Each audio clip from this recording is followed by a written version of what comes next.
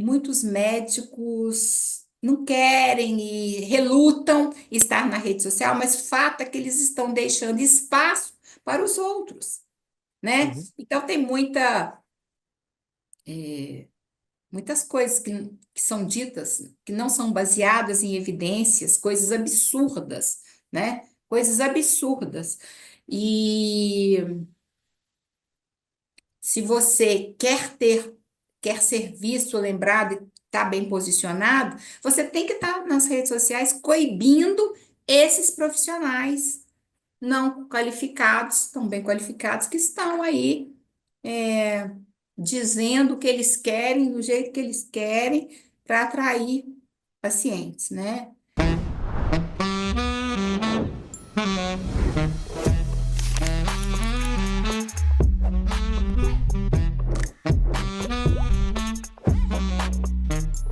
Fala, doutores! Sejam muito bem-vindos ao maior podcast de desenvolvimento de carreira médica do Brasil.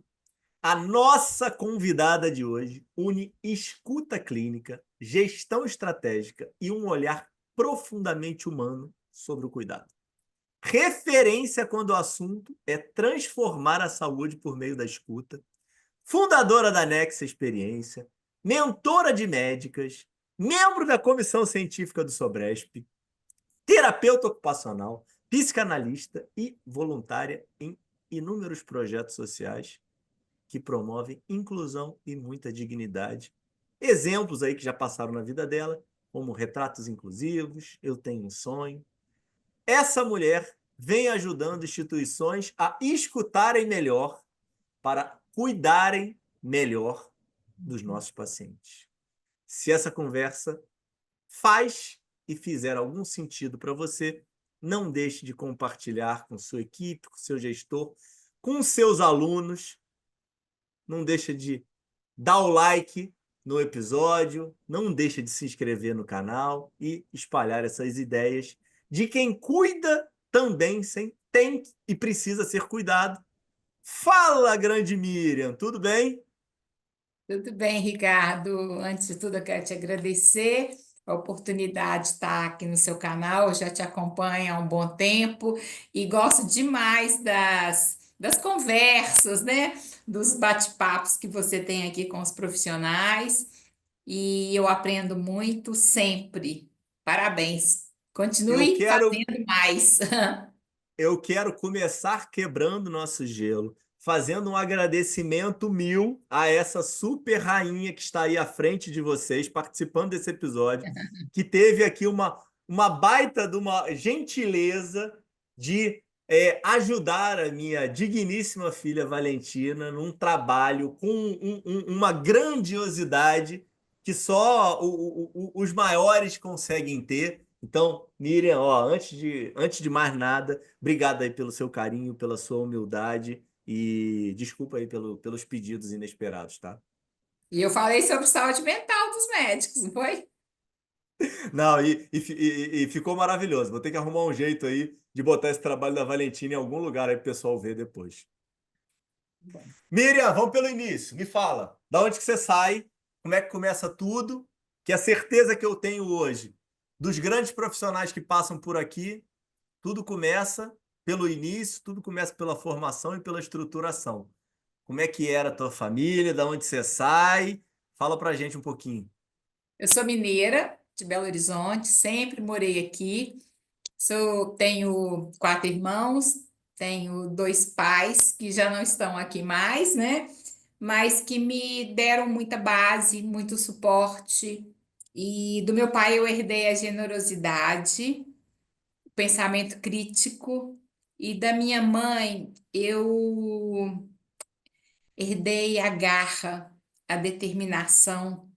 Então, quando eu ponho uma coisa na cabeça, Ricardo, ninguém me tira. Minha mãe falava assim: nossa, você é teimosa demais desde criança. Se eu falava que vai ser assim, porque eu acredito, eu vou até o fim.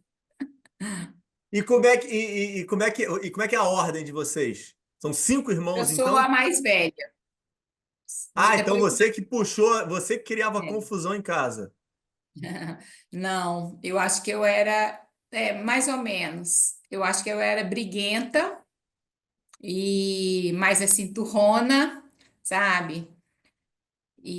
Mas sempre muito generosa. Eu acho que eu tenho esse traço forte que me acompanha desde sempre, inclusive hoje, né? Eu sou aquela pessoa que tudo que eu tenho, que eu posso, eu divido, seja conhecimento, seja né, o que for. E as pessoas falam que isso não é muito usual. Eu não sou aquela pessoa descondenada. Se eu tiver acesso a um artigo tal, um tema que interessa a todos, eu estou passando.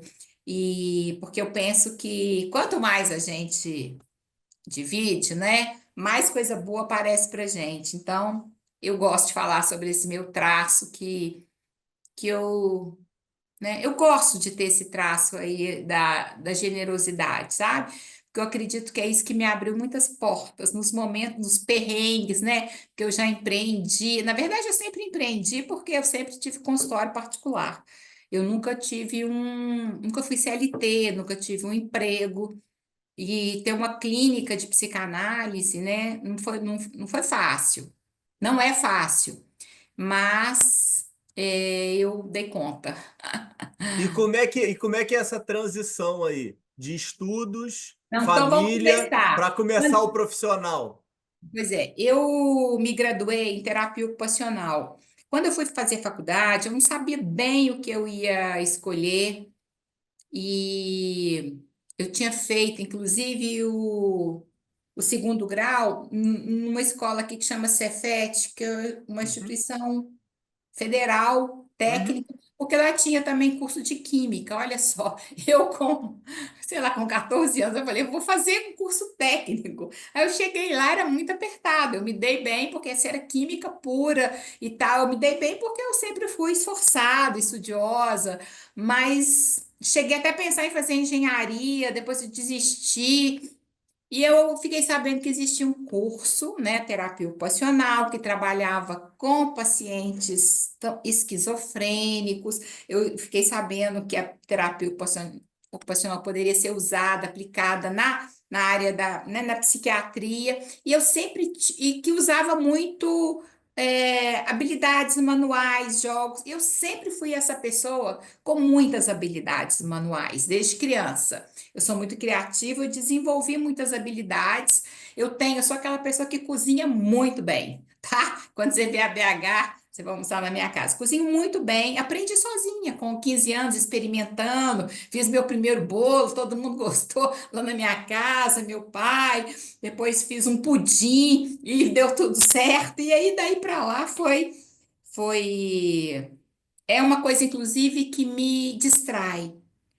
Eu tenho duas coisas que me distraem. Quando eu tô com a cabeça muito quente, quando eu trabalhei muito, quando eu tô muito preocupada com alguma coisa, eu faço duas coisas. Eu vou para a cozinha, cozinhar. E se eu puder cozinhar para mais pessoas, eu fico mais feliz ainda. E eu desenho, eu gosto de moda desde criança, eu sei criar, né, roupas e tal. Esse é um pedaço ainda que eu vou contar. Mas até hoje, Ricardo, quando eu preciso de um alívio, ou eu cozinho, ou eu vou desenhar. Eu sento e crio uma roupa, que eu gosto de criar minhas roupas também, sabe? Vou ter uma festa daqui uns dias, eu crio minhas roupas, mando fazer, que são sempre muito diferentes, e as pessoas gostam. Mas eu tô. Aí eu Mas não falei tem, da. mas não tem exemplo esse negócio da comida, não? Quem que Como assim? cozinhava bem na tua casa? Ninguém, assim, cozinha. Minha mãe não era essa pessoa que amava cozinhar. Ela até cozinhava, mas a minha mãe sempre trabalhou também. Ah, Mas teus pais trabalhavam os dois? sim, meus dois pais trabalharam, minha mãe, sim. E a minha mãe tem uma história seguinte, que ela queria fazer enfermagem, faculdade de enfermagem. E meu avô, sabe, bem assim, do interior, não quis que ela fizesse. E sendo que meus tios todos fizeram faculdade, puderam escolher os homens, o que eles Uhum, quisessem. Meu avô falou assim: não, as mulheres vão estudar, tem que dar aula. Minha mãe acabou fazendo pedagogia uhum. e enfim, mas era o sonho dela ter sido enfermeira. E se a minha mãe tivesse feito, ela teria sido uma excelente profissional, daquelas muito atuantes, sabe? O sonho dela era trabalhar no hospital. E eu falo disso agora porque, de alguma maneira, eu trabalho com enfermeiras, né? Treinando, dando treinamentos, estou muito próxima de enfermeiros, enfim, em várias situações de médicos também. Mas outro dia eu fiquei pensando nessa questão, sabe, inconsciente das nossas escolhas, das coisas que a gente escuta, né, que ficam gravadas no nosso inconsciente. E isso está voltando para mim muito forte agora, sabe? Que era uma coisa que a minha mãe. E quando a minha mãe se aposentou, ela custou se aposentar, porque ela não queria se aposentar. Ela foi obrigada. Acho que ela aposentou com mais de 60 anos. Ela já deveria ter, ela deveria ter se aposentado com 50. Porque a minha mãe gostava muito de trabalhar. E a minha mãe, e agora eu, né, vivendo a idade dela agora, e eu gosto também muito de trabalhar, eu não me vejo aposentada, eu me vejo trabalhando até morrer, sabe? Criando coisas, porque eu trabalho, porque eu preciso, mas eu amo o que eu faço. Tudo, eu tive a sorte na vida, sorte, de trabalhar com tudo que eu gostava, sabe? É fácil? Não, a vida, né, não tem essa visão romanceada do trabalho, né? Mas eu pude trabalhar com aquilo que eu gostava, amava. Eu vi muito na clínica, né, sendo psicanalista, que muitas pessoas não trabalhavam com o que eles gostavam, mesmo estando em profissões de destaque, né, sendo profissionais de nome. E aí eu vou voltar lá. Eu fiz terapia ocupacional na Universidade Federal, mas no próprio curso de terapia ocupacional, eu tive dois professores maravilhosos que eram psicanalistas. Um era um médico, psiquiatra, Paulo Henrique, e a Ângela Diniz Costa, que foi minha professora também, psicanalista, jovem à época, e uma pessoa extremamente importante na área, sabe? Desde aquela época. E eles mexeram muito comigo. Eu saí da faculdade pensando, eu vou fazer formação em psicanálise. E porque a formação em psicanálise não é uma pós-graduação.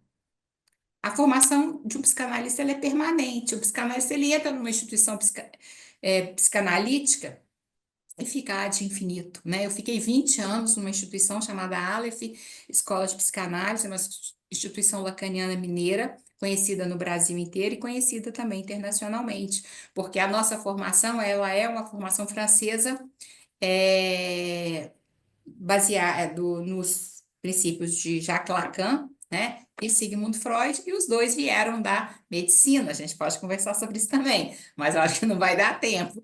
Ambos rompem com o pensamento, com a prática clínica, porque a psicanálise ela é uma outra coisa, ela vai para um outro lado, mas ambos vieram da medicina. Aí, para pegar carona, depois a gente volta. O Freud, você sabe que ele era um neurologista de renome em Viena, muito estudioso, estudou com os maiores nomes da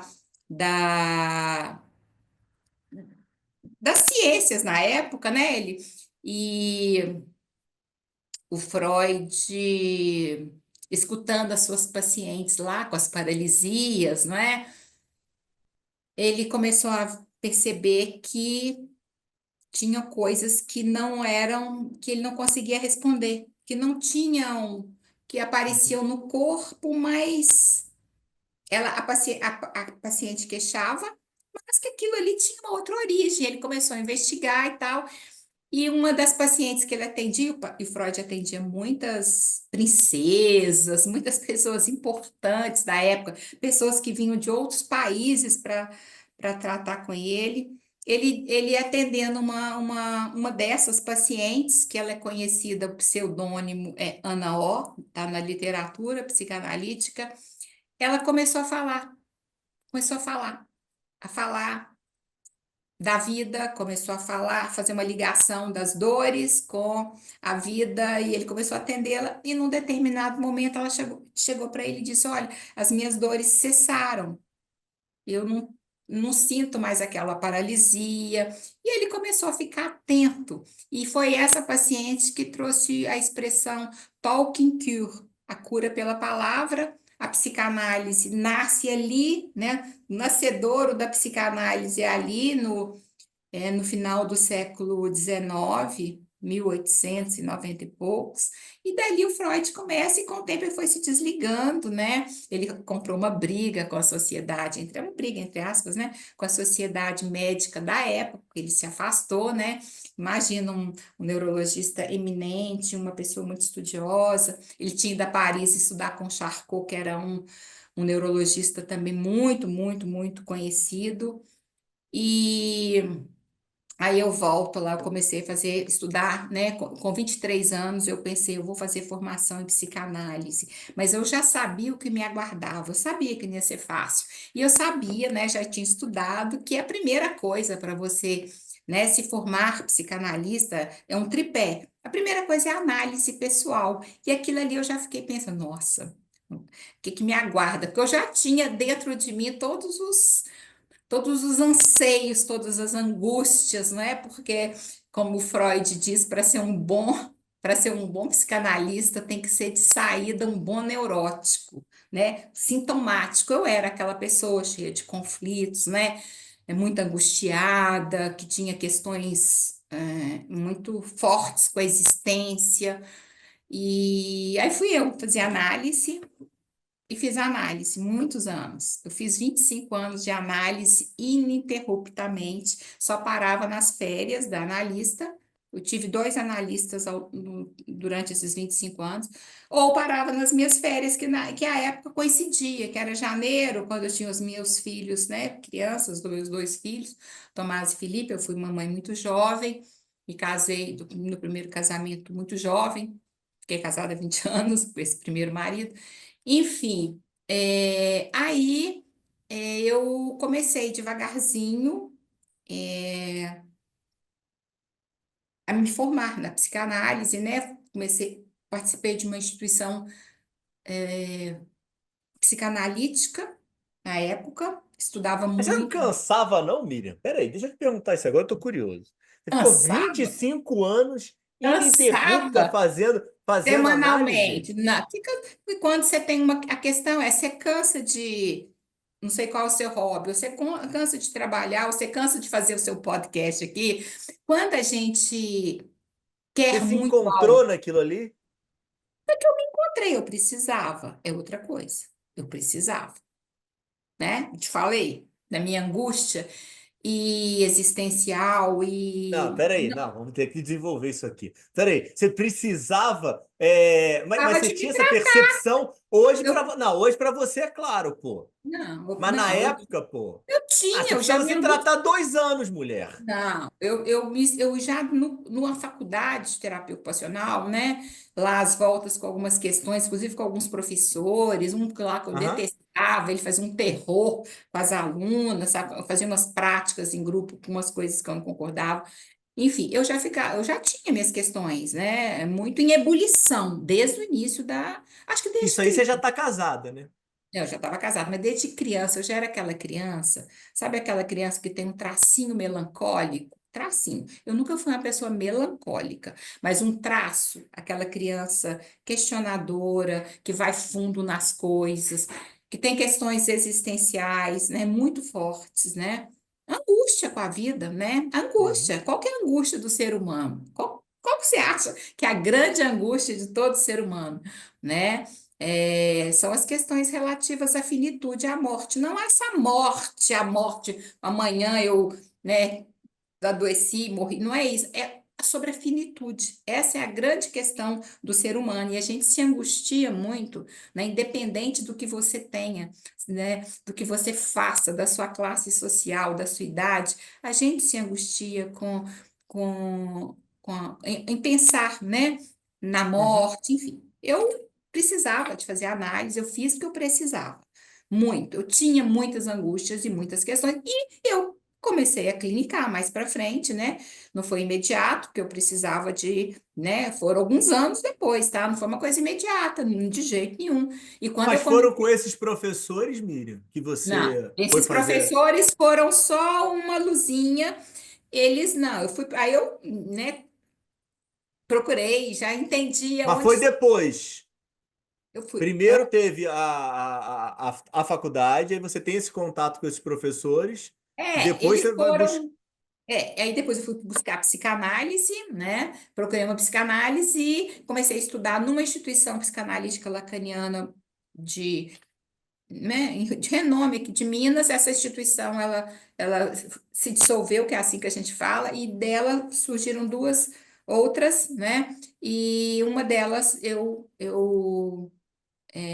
participei da fundação e fiquei nessa instituição 20 anos até o momento que eu, né, deixei de clinicar, né, para fazer outras coisas, mas como eu te falei outro dia, eu tenho vontade de voltar a clinicar, não sei que tempo, que horas, mas eu gosto muito. Eu sei que eu sou uma boa psicanalista e os clientes falavam, né, falam até hoje. E Te enfim, aí eu procuram. fui para psicanálise, mas eu fiz 25 anos, tá? Dos 23 aos 48 anos. Foi semanalmente. Nos primeiros 2 anos eu ia 2 vezes a sessão. Eu podia, na época, tinha condição tinha como pagar tal. Eu ficava muito angustiada. E quando a gente começa a análise, vem muitas coisas, né? Precipita aquele tanto de material. Então, assim, é muita coisa que até você assentar um pouco a poeira, eu pude pagar, que bom, pude fazer 2 vezes, 2 vezes. Depois fiz análise semanalmente, mas eu te falo que é o que me salvou hoje, né? Agora, né? Nesse momento, já vivi muitas décadas, né?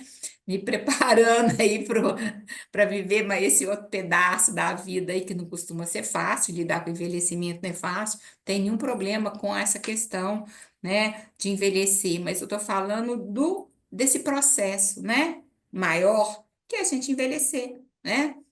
Tudo muda.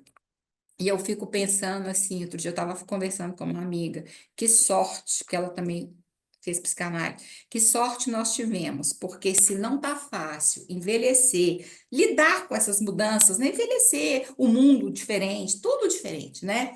É, tendo feito a análise, tendo feito exercício físico, falei com ela, você imagina se a gente não tivesse feito isso. Então, assim, brincando, brincadeiras à parte, a psicanálise me salvou. Eu não sei o que seria de mim hoje, se eu estaria viva, ou se eu estivesse, em que condições eu estaria. Quando eu digo assim de tristeza, sabe? De desinteresse pela vida, eu sou uma pessoa que levanto todos os dias animada. Parece que eu tenho 30 anos, 25. Tipo, eu consigo ver graça na vida, consigo ter projetos, ter propósito, né? Quero ainda mudar muitas, ajudar de alguma forma o mundo, né? Então foi a psicanálise, mas eu te contei, quando eu fiz Mas 50 qual anos, desculpa te interromper. Qual o momento em que você se sentiu apta a começar a analisar e não é deixar de uma ser coisa. analisado? Não, deixar de ser analisada, não, porque eu Ah, não, deixar não, permanecia, tudo eu bem. Você permaneci. come- Inclusive, eu te Isso. falei, isso é um pré-requisito, né? Um tripé para um psicanalista, estar em análise com um analista, né? Um bom analista, que já tenha dado provas da sua capacitação, está estudando, está em formação e está em supervisão, que é um Tá. acompanhamento com um Uhum. psicanalista mais, né, com muita experiência. Então, e eram pessoas diferentes, um analista, o outro era a supervisão. Ah, não lembro, mas talvez uns 5 anos depois que eu comecei a estudar, Ah, mas, sabe? mas teve algo emblemático que você se recorda nessa Não, transição? não teve nada. Aí não teve nada emblemático, mas eu me lembro da Não, tem primeiro paciente? a dificuldade, né? Daquela dificuldade, não é dificuldade, o medo, e se der errado, e se eu não souber, né? Porque é muita responsabilidade, tá? Assim, Imagino. psicanálise. A psicanálise não é um passo a passo, né? Eu já fui, meu segundo marido era cirurgião, é cirurgião, não é mais marido, mas ele me falava assim: você quer que eu te ensine a operar? Excelente cirurgião daqui. Eu te ensino, ó, tem passo a passo, mas psicanálise é muito difícil, esses negócios que você estuda. Ele ficava vendo meus livros de Lacan e ele era uma pessoa que fazia análise, ele gostava, um cirurgião diferente, né? Gostava das questões assim subjetivas. porque não tem um passo a passo, não é? E é isso que sempre me chamou atenção. É isso que fazia meus olhos brilharem, né? Então, quando eu descobri um dia que existia psicanálise, acho que foi lá no início do meu curso, né, na terapia ocupacional, o que que era psicanálise? Quem tinha descoberto a psicanálise, eu comecei a estudar, eu fiquei fascinada por aquilo. Eu quero ser psicanalista. Eu via as psicanalistas, eu achava elas lindas, maravilhosas. Lindas assim, porque elas eram inteligentes, entendeu? Inteligentes. Eu falei, nossa, que mulheres interessantes. Tarará. Foi mais ou menos assim, não foi fácil, porque construir uma clínica não é fácil, né? Então eu me sinto empreendedora desde sempre, sabe? Quero ali, ó, cavar para o paciente um a um, né? É diferente do consultório médico, quando o paciente ele vinha, ele ficava ali, ele vinha toda semana, geralmente, né? Mas não é fácil, sabe? Mas eu nunca me vi trabalhando em nenhum lugar, não combina com a minha personalidade, sabe? Não sei se isso é certo ou se é errado, mas não combina. Paguei o preço de sempre ter esse tipo de, né, de trabalho, nunca tive garantia, assim, né, mas estou aqui trabalhando com a minha idade, vou trabalhar até morrer e E fazendo. como é que você conseguiu escutar tantos profissionais da saúde? Como é que Pois eles é, foram né? chegando? Então, olha só que legal essa pergunta, porque ela faz, né, ligação com tudo, com o meu trabalho, com o motivo dessa conversa. Para a gente conseguir escutar alguém, a gente precisa de se escutar. Por isso eu fui fazer análise. Eu não, eu estava surda. Nós aqui nós estamos falando de uma surdez, quando você não se escuta. É quando você Uhum, não entende as suas questões, né? Seus conflitos, né? Você não entende, e se você não se entende, como que você vai entender? Então, naquela época, eu entrava muito mais facilmente em briga, você entende? Briga assim de uhum, família, conversinha, nananã. É aquela coisa, entre aspas, meio bate-boca, aquela coisa que você fica uhum, querendo confrontar. Vou mostrar quem sabe mais. Vamos ver quem é o sim. dono da verdade. Dizendo de uma forma um pouco, né, bobinha, mas é assim, grosso modo é assim. E quando a gente começa a se escutar, a gente começa a entender o tempo do outro, né? Aquilo que é meu, aquilo que é do outro. E foi para isso que eu fui fazer a análise, né? Para me escutar, escutar as minhas angústias, escutar as minhas dificuldades, né? Ah, e outra coisa, eu tinha uma questão muito séria com a imagem, com a aparência. Eu me achava uma mulher horrível, feia, adolescente. Isso quando eu tinha uns 15 anos, eu estudava lá na escola técnica, sabe o que eu te falei? Aí, eu me achava feia, eu ficava me arrumando para ir para a escola. De um modo geral, os adolescentes têm muito isso, né, com a imagem, mas eu me achava uma mulher feia, eu não era uma mulher feia, mas eu fui descobrir que eu não era uma mulher feia, adulta. E aí, quando eu olho minhas fotos, assim, gente, eu era bonita adolescente, mas eu me achava feia. Porque a questão, mas a gente tá rindo, mas a questão da imagem, eu trabalho muito isso também, né? No meu trabalho hoje, ele tem uma ligação com isso. A imagem, não é o que eu vejo, é como eu me vejo, né? A percepção que eu tenho de mim, eu me enxergo a partir da minha história, né? A Sim. gente se enxerga com o olhar do outro, com o olhar da mãe, com o olhar do pai, com o olhar da cultura.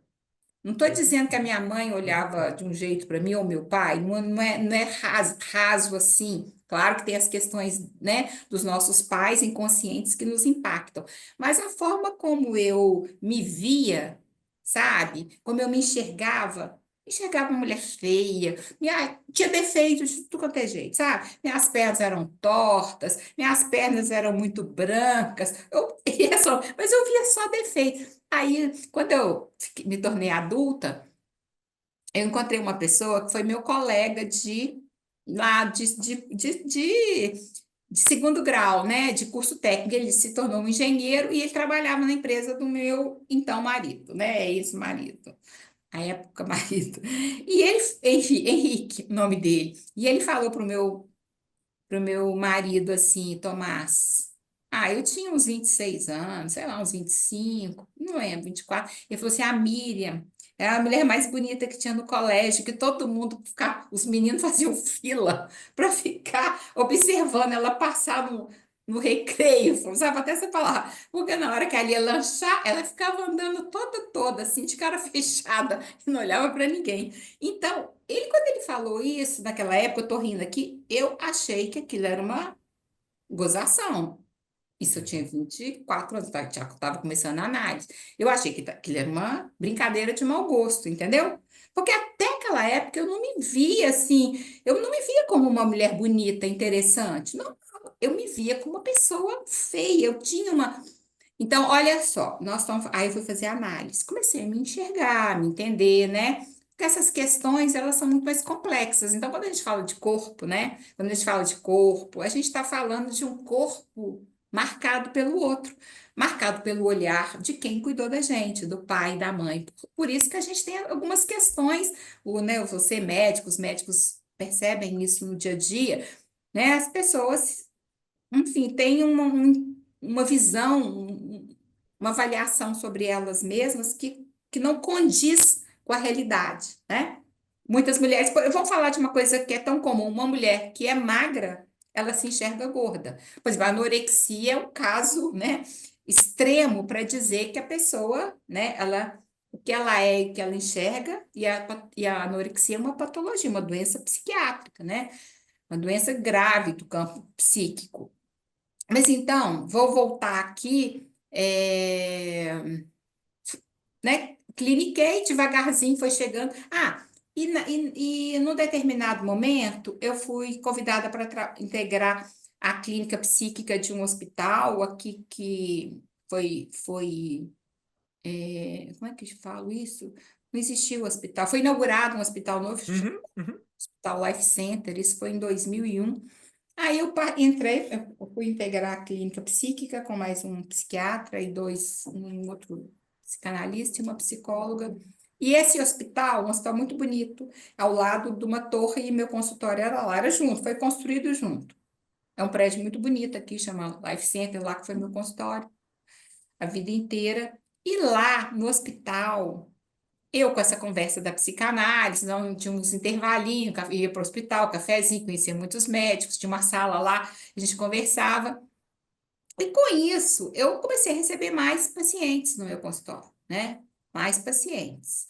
Médicos ou indicações deles, mas muitos deles, e no próprio um prédio do meu, né, do consultório, eram só consultórios médicos, um prédio grande, com muitas. Mas isso não tinha nenhuma correlação com o hospital. Eles iam buscar.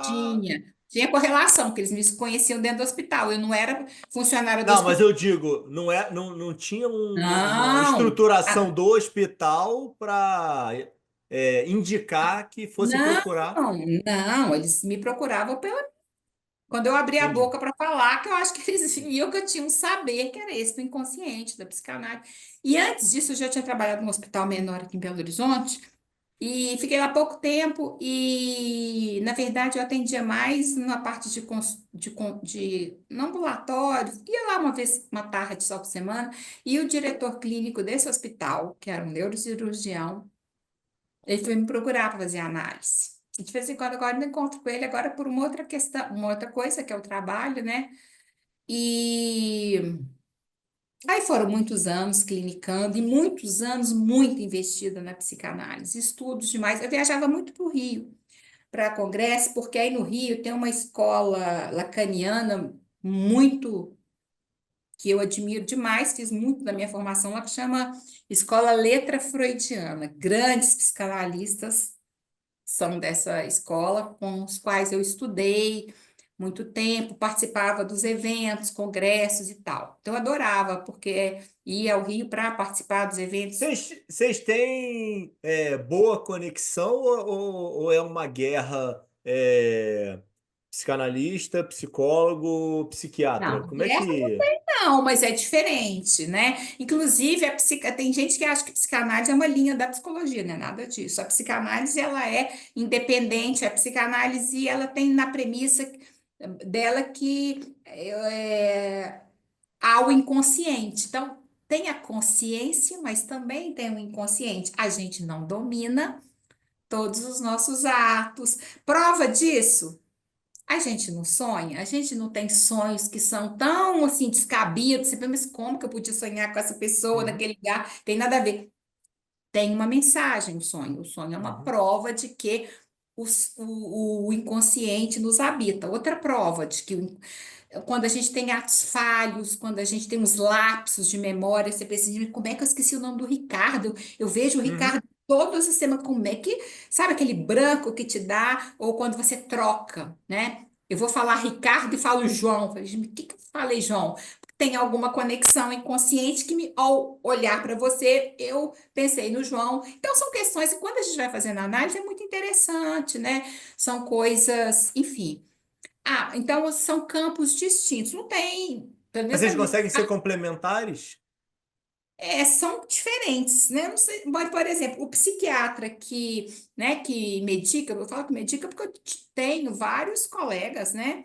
Tive vários colegas que são psiquiatras, psicanalistas, mas muitos deles deixaram a psiquiatria, deixaram assim, não medicam, não medicam, Entendi. são questões diferentes. Eles atendem como psicanalistas, né? Que a Uhum, relação é diferente, relação com remédio, é uma relação. Todo lugar, em toda área tem conflitos, né? Mas eu, da minha parte, eu sei muito bem o que que eu faço, sei o lugar da psicanálise. É uma formação que leva muitos anos, né? É uma formação muito de uma vida, de muito investimento, tanto em estudo quanto de dinheiro, que você tem que fazer muita análise, muita supervisão, né? E até você se estruturar, mas é uma coisa, enfim. E aí, o que que acontece? Eu vivi muito a psicanálise de estudar, né? De estudar muito, de estar muito presente na instituição psicanalítica, dando curso, aprendendo com os meus colegas, porque assim, tinha seminários que eu fazia, que eu dava, eu tinha sessão clínica, né? A gente discutia, né, nas sessões clínicas, né? Mas para você ter uma ideia, como é que é a sessão clínica de psicanalista? Se eu, digamos que você fosse meu analisante. Se eu fosse falar do Ricardo, eu nunca não precisava nem falar que ele era médico. A gente não fala isso. Nem falar, você então não vai falar nome, nem que ele é médico. A gente fala às vezes uma frase, porque a questão é tão assim enxuta do inconsciente. Esse paciente, esse cliente que está em análise há 5 anos, mudou essa posição, tarará, tarará. Então a gente nem não existe isso, sabe? uhum, Que isso nem importa falar que é médico, ou falar uhum, que a pessoa tem 90 anos, ou tem 70, ou se tem 20. E são questões que não importam. Olha que questão, eu tô falando agora de idade, para, né, na psicanálise, a gente estuda, a gente entende que o inconsciente é atemporal. Ou seja, a neurose é sempre infantil. Neurose aqui é como estrutura, não é como, né, uma doença. A gente está pensando numa estrutura, neurose, psicose, perversão, que é a forma como a psicanálise aborda. Por que que eu estou falando isso? Que é muito interessante falar da neurose infantil, porque assim, uma criança de 8 anos, ou essa criança que um dia vai ter 80, tem algumas questões que permanecem ali no inconsciente. Contando, ela teve uma trajetória de vida, mas tem algumas coisas que permanecem, entende? O núcleo, ele permanece. Por isso que não interessa assim, a questão da idade, não, você é falar. Por exemplo, psicanalista que atende criança, atendi, pouco tempo mas atendi. Você coloca a criança para falar tanto quanto você coloca um adulto. Claro que ali você usa do brinquedo, você tem algumas estratégias, né, para facilitar a conexão, mas você está escutando. Você escutando, é a palavra que está ali e também vai acontecer uma intervenção do mesmo jeito que com adulto, né? Enfim, tem gente que acha, psicanálise com criança é diferente. Ah, mas é criança. Não, a criança sofre. Se a criança está ali, é porque ela está sofrendo, né? Crianças que fazem sintomas, né? Sintomas graves que precisam de análise, enfim. Aí eu me tornei uma psicanalista só para encurtar o papo, né, Ricardo? Eu trabalhei muitos anos e bem. Então eu tinha a não, sensação peraí, não encurta não. Peraí, que eu tenho curiosidade, pô. Dá pra blindar? de Você blindar consegue o quê? fazer um dia inteiro de analisando com vários problemas que as pessoas têm e levam para você, e no final do dia você consegue sair bem? Sim, sair bem, sim. Ou seja, você não, por isso que você tem que fazer muita análise para você separar o tempo todo, né? E não levar essas questões, não misturar. Por isso que a gente faz análise, para você não misturar com os pacientes, com as histórias, e com as histórias no sentido assim, você não se misturar com a angústia do outro, que às vezes o psicanalista está vivendo um momento de uma angústia, está Imagina. vivendo uma questão, por exemplo, real, por exemplo, está com a mãe gravemente doente, com a doença X, que tá, e o analisante está vivendo a mesma coisa, por exemplo, né? Para você não misturar, por isso você tem que fazer muita análise, ou para você não cair nas armadilhas dos clientes, dos pacientes, que eles fazem armadilha o tempo todo. A neurose favorece isso. Não é porque o analisante é ruim, mal, nada disso. É porque é próprio da neurose. O ser humano, ele bota armadilhazinha o tempo todo. E o psicanalista, né? Você não pode cair nessa, né? Às vezes um cliente falar assim, nossa, mas você tá bonita hoje. Ou um cliente falar o contrário. Nossa, mas essa sessão foi péssima. Qualquer coisa, assim. Porque a gente aprende, né? E aprende as duras penas, passando pela análise, porque não é só estudar, que quando um cliente te ama ou te odeia, você entende? Te ama, porque quando você elogia alguém, você está amando, seja sua Uhum, mulher, sua mãe, sua colega de trabalho, é amor, uma forma de se dizer qualquer um. É, são formas do inconsciente se manifestar. Então, assim, não cai nessa cilada que ele está falando que você está bonita hoje, que está com uma roupa tal, ou que a sua sessão foi péssima, ele está te detonando. São duas uhum, formas do inconsciente aparecer. Não cai nessa armadilha e não escuta. Escuta o que que tem por trás desse ódio ou por trás desse amor. Então, quando a gente faz análise, eu tô misturando, mas é uma coisa só. Então, assim, o que que a análise me deu, né? Me deu um certo jeito de lidar melhor com a vida. Nem tanto ao céu, nem tanto ao mar, sabe? Nem tanto amor, porque não é assim, ninguém, nem se encantar quando alguém fala assim, nossa, seu trabalho é maravilhoso, nossa, seus filhos são incríveis, qualquer coisa a gente não cair nessa. E também não cair quando alguém te detona, sabe? Puxa seu tapete e fala que você, uhum. sei lá. Então, assim, acho que é nisso, assim, né? Que é bom ter, nisso e outras coisas, é bom ter feito a análise, que a gente vai vendo a vida com menos peso, né? Menos peso. Não é que é fácil a análise da garantia de nada, mas ela te dá um outro olhar, um outro jeito de viver, né?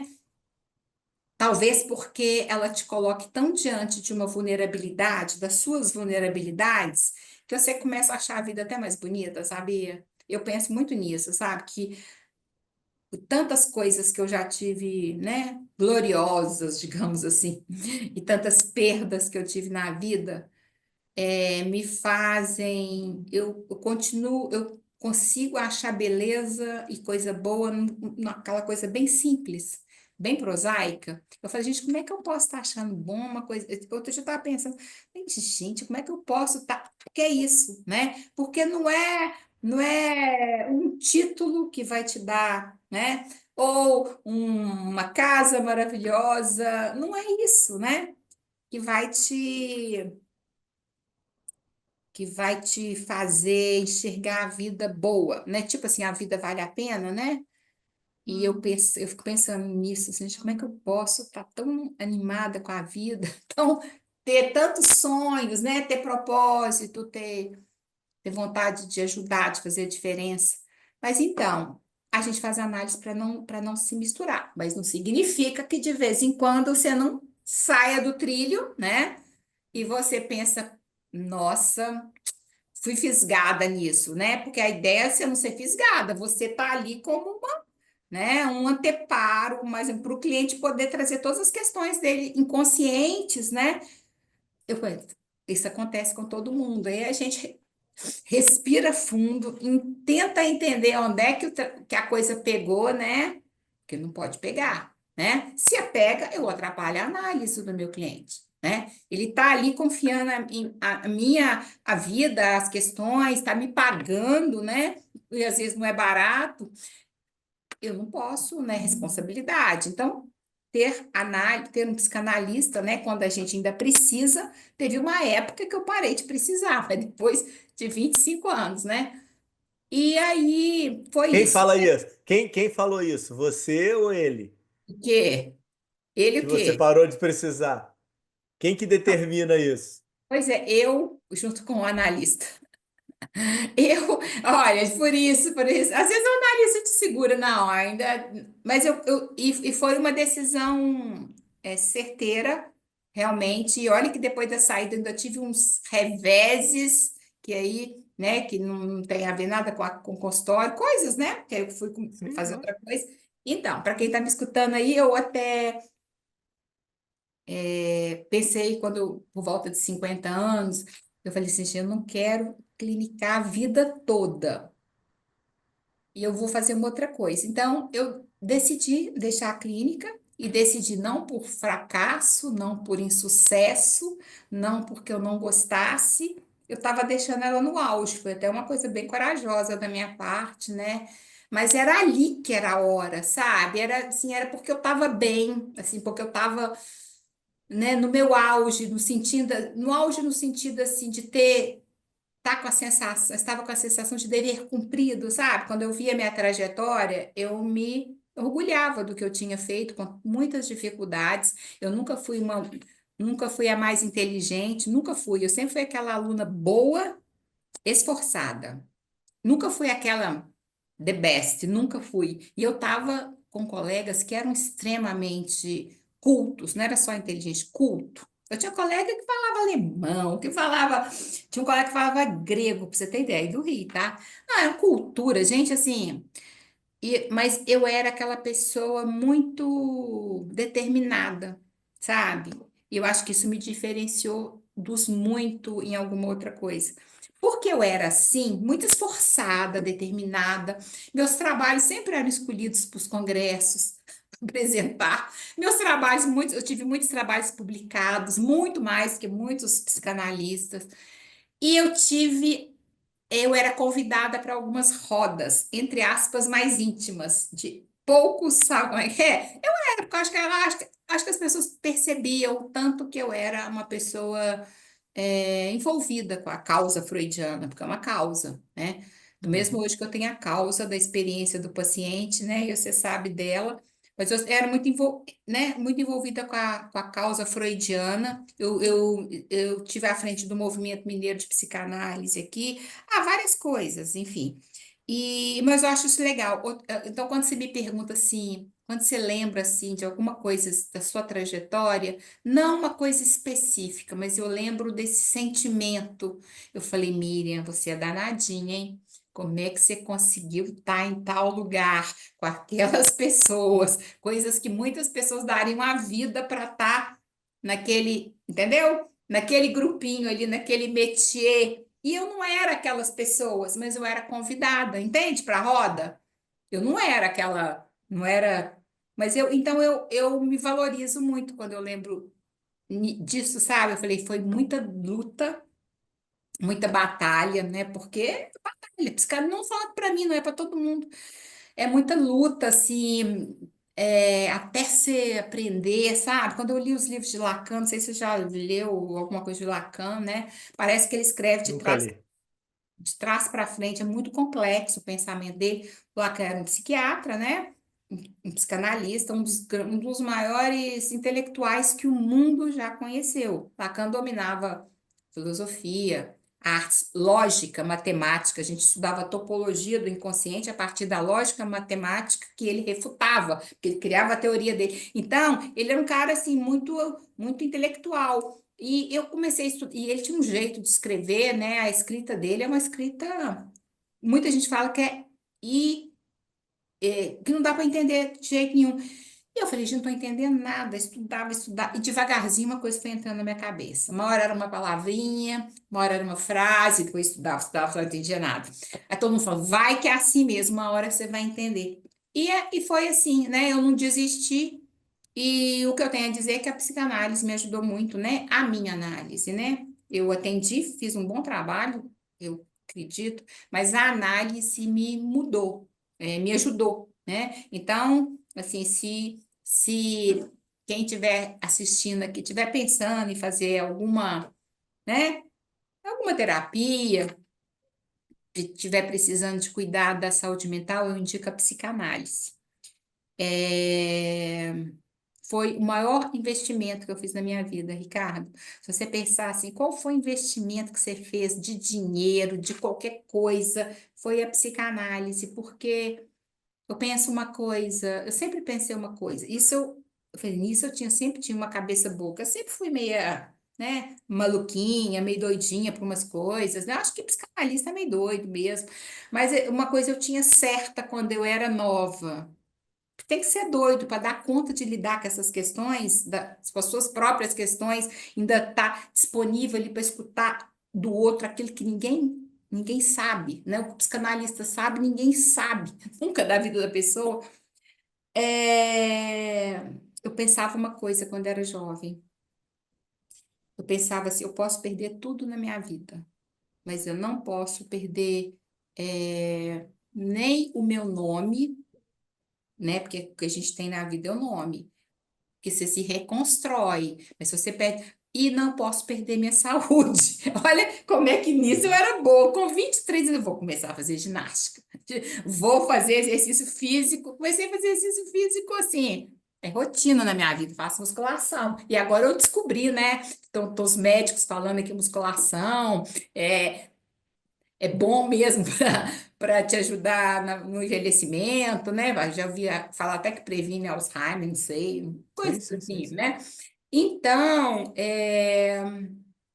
aí eu fui, né? Pensei, vou parar, eu não vou fazer uma outra coisa, porque eu tenho outras habilidades. Outras habilidades. Eu, por exemplo, Ricardo, eu poderia ter um restaurante, tá?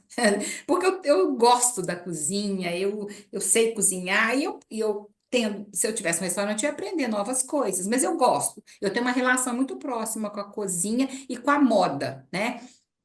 Eu gosto de desenhar desde criança, eu sou uma pessoa extremamente criativa e isso já Esse momento que você para de ser psicanalista, você já tinha tido um empreendimento com a moda. Ricardo, eu tive o convite de um primo que é um empresário de outro segmento de engenharia. Ele me convidou porque ele sabia dos meus, né, das minhas habilidades com moda desde criança, um primo da minha idade, a gente foi criado juntos. E ele queria investir em outra coisa e nós montamos uma confecção de roupas de festa de luxo aqui em Belo Horizonte. Excelentes profissionais trabalhavam com a gente, a marca chamava Infinita. E eu cheguei a participar de importantes salões de negócio, que na moda tem dois no Brasil, muito importantes, o Minas Trend, aqui em Belo Horizonte, e o Salão Casa Moda em São Paulo. E eu sou uma pessoa, outro dia eu estava pensando nisso, sabe? Pensando na experiência do paciente, que eu sou uma pessoa boa para fazer a curadoria. Se quiser curadoria de qualquer coisa, você me chama. Qualquer coisa eu sou boa, tá? Eu, eu fiz uma boa curadoria assim, das pessoas que iam trabalhar na fábrica, na confecção. Então, eu tinha as melhores costureiras, modelistas, estilistas, eu fazia o estilo, mas eu era diretora criativa. A parte toda de criação, da produção, tudo era comigo, e meu primo era a parte Operacional. administrativa, Uhum. que ele também ficava só um pouco, ele tinha empresa de engenharia, e tarará, tarará. Aí eu sou muito boa, eu sou boa para escolher as melhores pessoas. E eu estou escolhendo pessoas assim maravilhosas para estarem comigo na Nexa, né? Fazendo trabalho de experiência, né? De paciente para clínicas e hospitais. Eu sou aquela pessoa que sabe escolher quem é uma pessoa boa ou uma coisa boa, um objeto. Eu sou essa pessoa. Aí, uma profissão que eu posso ter ainda no futuro, curadora de alguma coisa. E tive a confecção e, né, aprendi muito, muito. E algumas pessoas pensam assim, mas psicanalista, moda, uma coisa tem nada a ver com a outra. Que ótimo que não tem a ver mesmo, mas no fundo tem a ver. E eu acho muito bom quando a gente, né, quando um profissional, ele tem a chance de, nessa vida, experimentar coisas diferentes, porque isso abre a nossa visão de mundo, né? Então, eu que sempre fui encantada com a moda, muito encantada, continuo encantada, mas de um outro jeito, eu pude ver ali, né, trabalhando com moda, estando perto de grandes nomes da moda, que a moda não era aquilo que eu pensava, né? Como eu te falei, os showrooms maravilhosos, igual era o meu lá, mas assim, os bastidores, funcionários trabalhando em condições de semi-escravidão e coisas assim que não tinham a ver comigo de jeito nenhum, e eu tinha o meu jeito de trabalhar. Mas eu conhecia esse universo, então hoje eu já, quando eu leio moda, estudo, né, vejo o que está acontecendo, eu sempre lembro dos bastidores, sabe? Uhum, Muito preconceito, muito racismo e coisas assim. E eu aprendi muito, né? Aprendi. Foi ali que eu comecei a ter um tino para negócio. Imagina, uma psicanalista, zero tino para negócio. Eu ainda escutava isso na minha família, que eu era péssima na minha família, meus pais, porque meu avô era comerciante, eu tenho alguns parentes, irmãos que têm talento e tal. Eu era assim, zero. Mas eu não era bem assim, não. Eles falavam coisa errada, porque depois eu descobri que não era bem isso.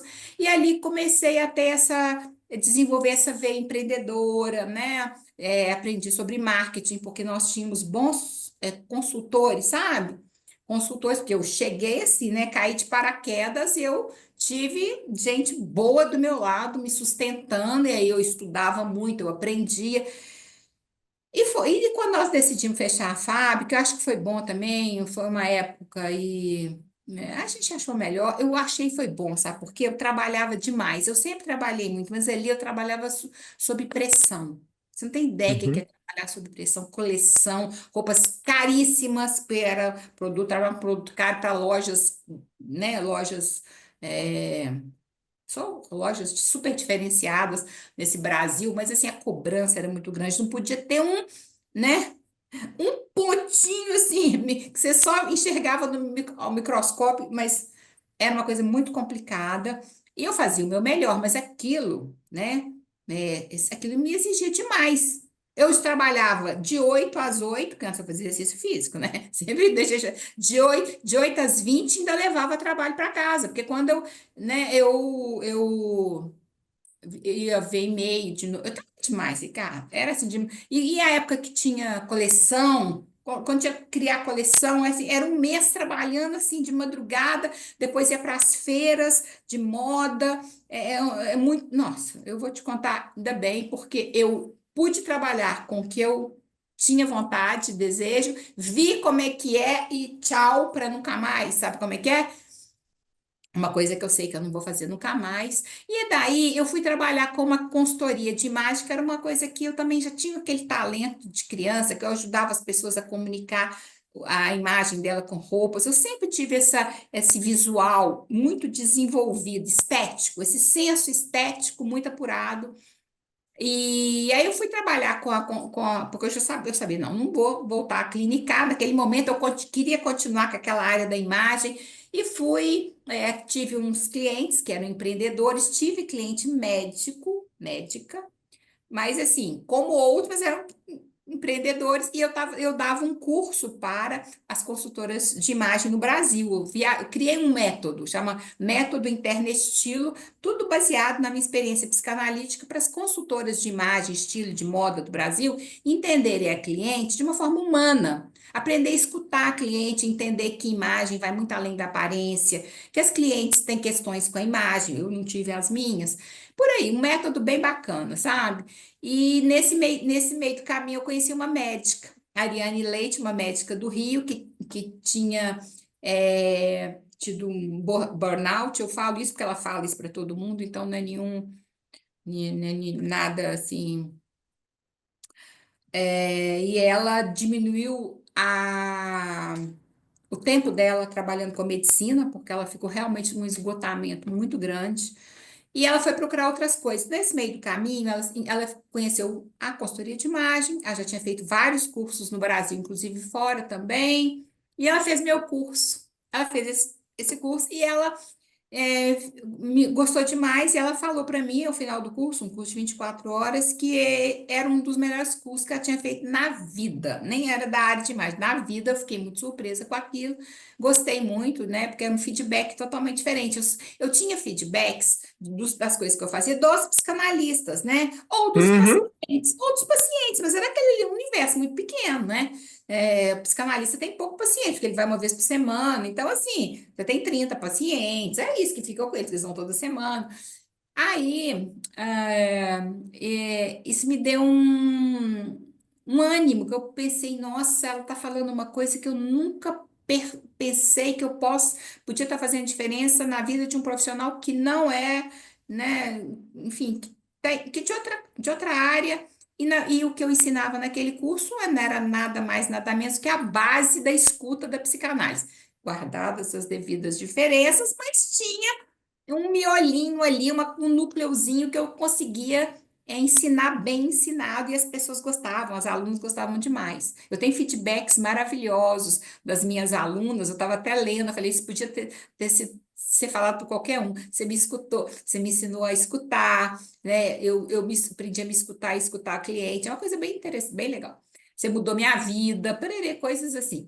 Aí a Ariane, essa aqui né, foi minha aluna, a gente ficou muito próxima. Nesse meio do caminho, eu fui convidada por um médico daqui, cirurgião plástico, que eu conheço muito, para palestrar junto com ele num evento que era para falar sobre imagem e marca pessoal, né? Para falar sobre posicionamento do médico no digital, por que que era importante cuidar da imagem e da marca pessoal, por que que era importante ter posicionamento, cuidar da comunicação, cuidar do comportamento. E aí foi um sucesso, eu não imaginei que os alunos fossem gostar, gostaram demais. Depois disso, eu tive a ideia e conversei com a Ariane, essa médica, no curso que nós lá em São Paulo. Ariane, vamos criar alguma coisa para médico? Não tem nada disso no Brasil, um serviço, um curso, uma mentoria para a gente ajudar médicos a se posicionarem melhor por meio da sua imagem, né, da sua marca e vamos trabalhar para médicos de excelência. Isso foi a conversa inicial. A gente quer trabalhar com médico sério, com médico que tem currículo notável, médico que é um bom médicos bons profissionais. A gente vai ajudá-los a comunicar melhor quem eles são, porque eles podem estar perdendo espaço nesse mundo aí digital e tal, e estão mesmo, né? Muitos estão. E nós criamos o Imagem Doc, e então há 2 anos e meio, 3 anos, eu dou mentoria para médicos, ajudo também no posicionamento de carreira, acaba que eles, né, eles acabam falando muito da vida deles, eu vejo que é algo muito próximo, a gente consegue ter uma relação muito próxima, então a gente acaba criando muita amizade, principalmente deles com a gente. E aí, dentro de uma mentoria, um médico falou para mim assim: por que que você não trabalha? Você já viu experiência? Porque você conhece a experiência do paciente, cuidado centrado na pessoa? Eu falei: não, já ouvi falar, mas não sei muita coisa sobre isso, não. Ele falou assim: eu acho que devia trabalhar com isso, que você vai fazer um trabalho excepcional, porque eu amo a mentoria é maravilhosa, está mudando a minha vida. E sabe o que que os médicos falam na mentoria? Que não estamos ajudando eles só profissionalmente. Está ajudando eles na vida pessoal. Então, é cada coisa que aparece, melhorou meu casamento. Eu falei, gente, mas isso não tá no script, né? O nosso trabalho, sabe? Ou, né, outras coisas que também eu não posso falar, né? Mas, enfim, de alguma maneira a mentoria estava ajudando essa pessoa, né, Legal. clareando aí o caminho para ela fazer né, decidir. E tem médico aí querendo ir para gestão, né? Tem médico querendo criar produtos digital. E, parará. E, mas aí, nesse meio do caminho, eu conheci a experiência do paciente, fui estudar, fiz uma especialização, entrei para a Sociedade Brasileira de Experiência do Paciente. Estou muito envolvida com isso há 2 anos e comecei a dar treinamentos para hospitais e clínicas, né? Treinamentos para colaboradores, para gestores, é, alta liderança, muito importante nesse trabalho. E eu pretendo também trabalhar com os médicos nos hospitais, né? Mas esse é o capítulo 2 da história, né, o Ricardo? Então é isso, Ó, eu falei. Capítulo 2 bom, pô. Hã? Capítulo 2 aí, capítulo 2 que está em andamento, poxa. Quem sabe, né, Ricardo? Vamos ver o que me aguarda, mas eu sou uma pessoa movida a propósito, eu acredito, quando eu acredito numa ideia, como eu falei no início, eu levo ela adiante, né? Eu sou uma pessoa extremamente responsável e honesta com as minhas coisas. Posso não ser a mais inteligente, nunca fui, né? Longe disso, mas eu sou muito esforçada, sabe? Eu me esforço. Nossa, o Ricardo, te contar uma coisa, um segredo. Quando eu escrevia para congresso, trabalhos, aí eu escolhi o tema, vou, né, desenvolver esse tema, né? Eu começava com meus colegas, e aí, vocês já começaram a escrever o trabalho? Não, ninguém. Eu, 3 meses antes, eu estava lá estudando e já preparando o trabalho, porque no nosso caso ele é escrito. Geralmente eram umas 6 páginas e tal. Eu falei, gente, eu tenho que começar a estudar antes para eu dar conta de, entende? Para eu fazer bonito, fazer um trabalho. E a maioria, com 15 dias, já resolvia a vida, sabe? Como eu estudava, até articulava bem as coisas, eu levava 3 meses. Então, eu não estou me criticando, é quem eu sou, né? É o meu Lógico. limite. Mas quando eu percebo que eu preciso, né, para fazer bem, eu preciso de me desdobrar, então eu me desdobro. Quantas noites eu passei sem dormir para escrever trabalho para congresso, né? E tinha gente que falava assim, minha mãe, na época, né, me acompanhava, para que você está escrevendo isso? Menina, deixa de lado, você não precisa disso. Ah, mãe, mas eu gosto, eu quero. Eu fazia porque eu gostava, mãe, isso para mim é minha vida. Eu gosto disso. E então é isso, Ricardo. E Me diz uma coisa, nesses pontos aqui, peraí que deixa eu te sugar um pouco mais aqui nesse teu conhecimento em relação a essa tua experiência com os médicos aí nos se o últimos pessoal anos. souber que nós estamos conversando desde 7h30, Ricardo, já tem Me, quase 3 horas nós estamos conversando. Isso aqui é só metade da nossa conversa. Fala. me diz uma coisa, que você acha que os médicos estão mais pecando aí dentro dessa questão de comunicação e como você acha que dá para contribuir para que eles consigam se posicionar melhor? Pois é, eu não sei, né, se seria a melhor expressão dizer que os médicos estão pecando, mas a questão da comunicação, ela é central para qualquer ser humano. E nas organizações, nas instituições de saúde também, né? Então, ter uma boa comunicação, isso envolve, vários aspectos, inclusive tem a comunicação verbal, né, o que eu falo para o outro, ou o que eu deixo de escutar, como eu me envolvo num conflito, como eu dou uma má notícia para o paciente, mas tem também a linguagem não verbal. Tem o comportamento, né, gestos, atitudes, tom de voz, Uhum. tudo isso é linguagem não verbal, né? A sua rede social, se você tem, nós somos avaliados o tempo todo. Então, eu penso que a questão da comunicação para o médico, ela é crucial. O médico que puder investir nisso, ele vai sair na frente, não é?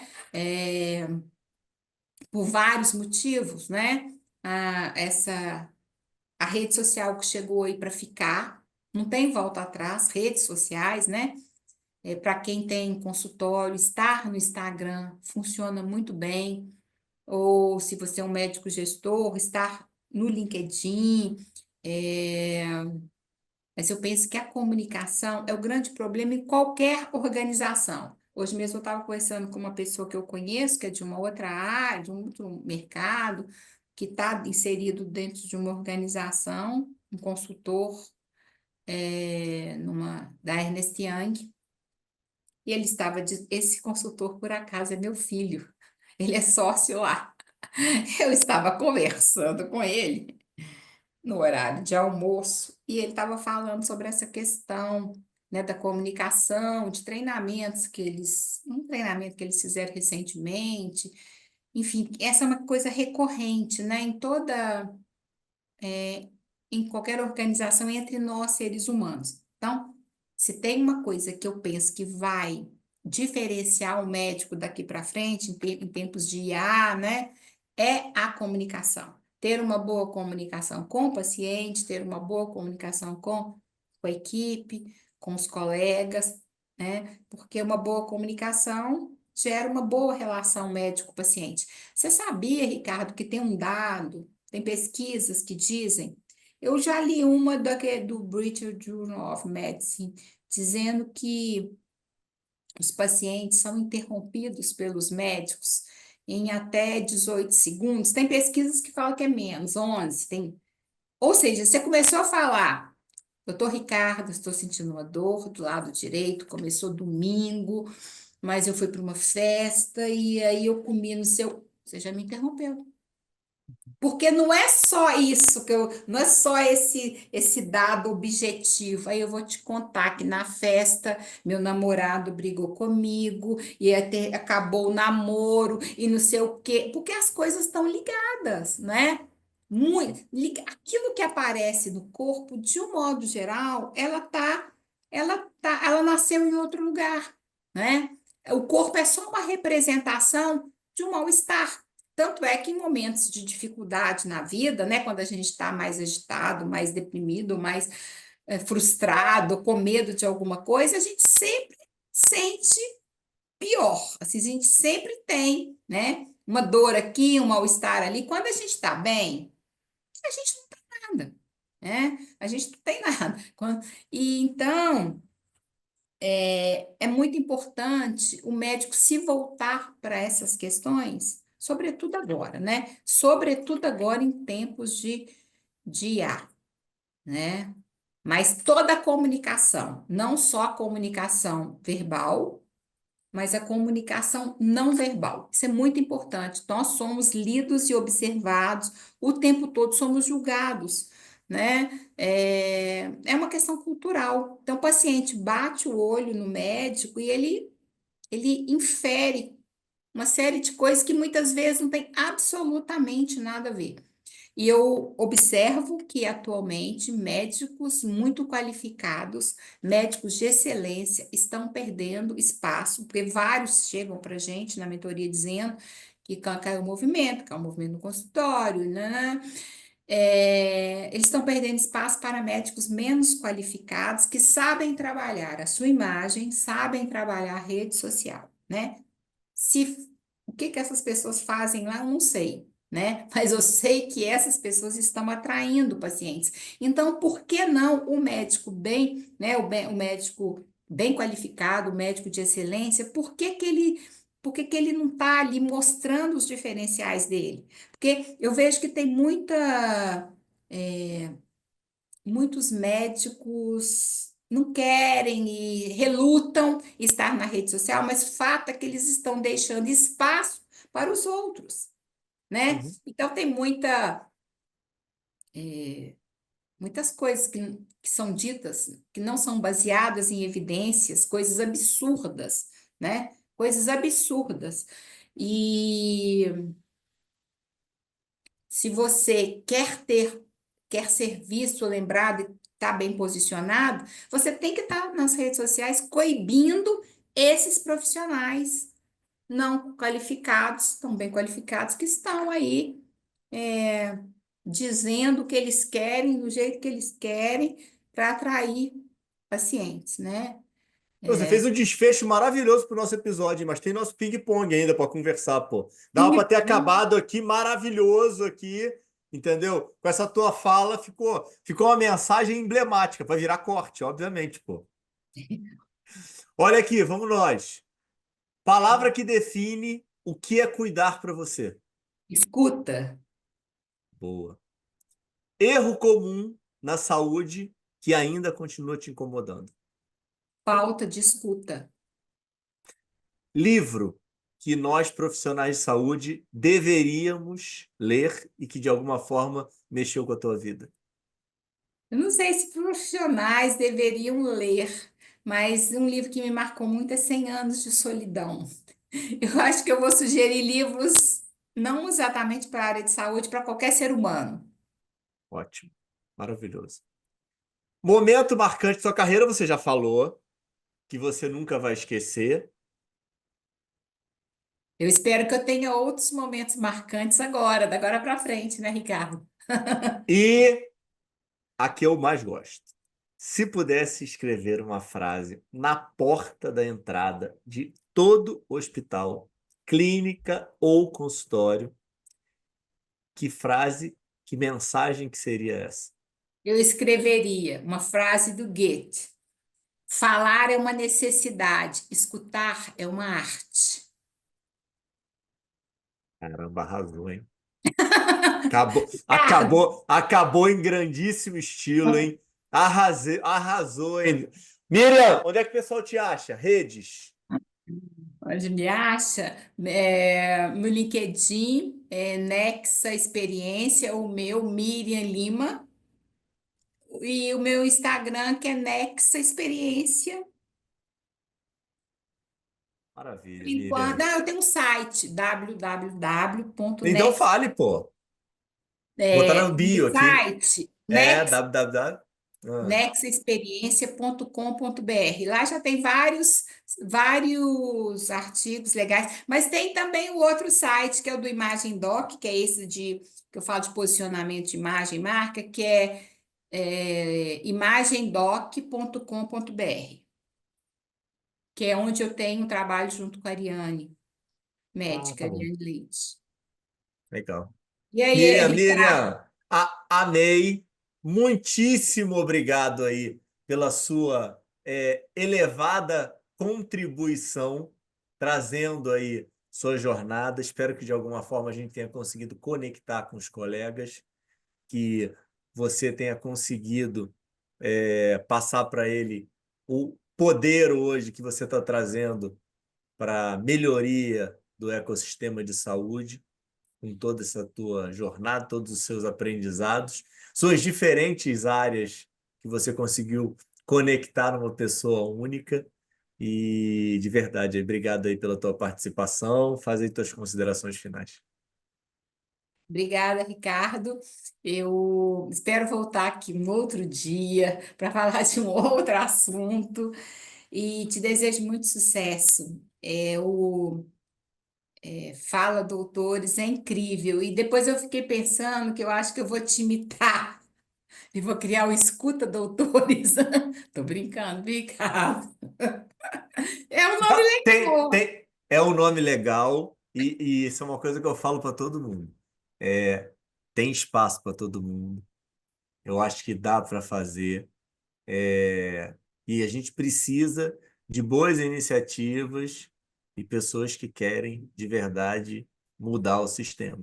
Quanto mais dessas pessoas estiverem produzindo conteúdo, fazendo algo melhor, melhor para todos nós. Tá bom. Obrigada, viu, pela oportunidade. Desejo muito sucesso para você. Tá bom. Pessoal, ó, até terça-feira. Fica com Deus.